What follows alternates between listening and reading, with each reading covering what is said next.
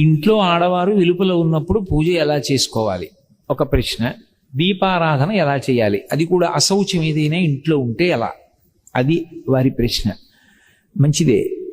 ఆడవారు వెలుపల ఉన్నా పూజ చేసుకోవడానికి అభ్యంతరం అనేటటువంటి ప్రశ్న అసలు ఎక్కడా లేదు. ఎందుకు లేదు అంటే, పూజ అనేటటువంటిది ఎవరు చెయ్యాలి అంటే ఇంటి యజమాని చెయ్యాలి. ధర్మపత్ని సమేతస్య అనుంది కానీ ధర్మపతి సమేతస్య అని ఉండదు సంకల్పం. అంటే దాని అర్థం ఎవరు చెయ్యాలని? యజమాని చెయ్యాలి.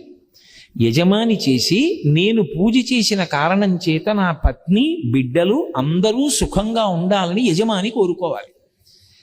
కాబట్టి ఇప్పుడు ఇల్లాలు వెలుపల ఉంటే ఇంట్లో పూజ చేయడానికి అభ్యంతరం ఎక్కడుంది? అభ్యంతరం ఏం లేదు. ఆవిడ వెలుపల ఉంటే ఆవిడ కాదు కదా పూజ చేసేది, మీరు చేసుకోవచ్చు. ఒకవేళ ఆవిడ వెలుపల ఉందండి, పిల్లలు చిన్నవాళ్ళు, వాళ్ళ బాగోగులు చూడాలి, వాళ్ళకి వేళకి పలహారం పెట్టాలి, ఏదో పాలు కాచివ్వాలి, అటు అది ఇది కూడా కష్టం అనుకుంటే, నేను ఇందాక చెప్పాగా లఘువు చేసుకోండి. ఈశ్వర ఈ 3 రోజులో 4 రోజులో లఘువుగా చేస్తాను పూజ. ఎందుకని అంటే కుటుంబ నిర్వహణ యందు సమయం కొంచెం ఎక్కువ కావలసి వచ్చింది, అందుకని తక్కువ పూజ చేస్తున్నాను, దీన్ని పూర్ణం చేసి నన్ను అనుగ్రహించు అనండి, ఏమీ దోషం రాదు.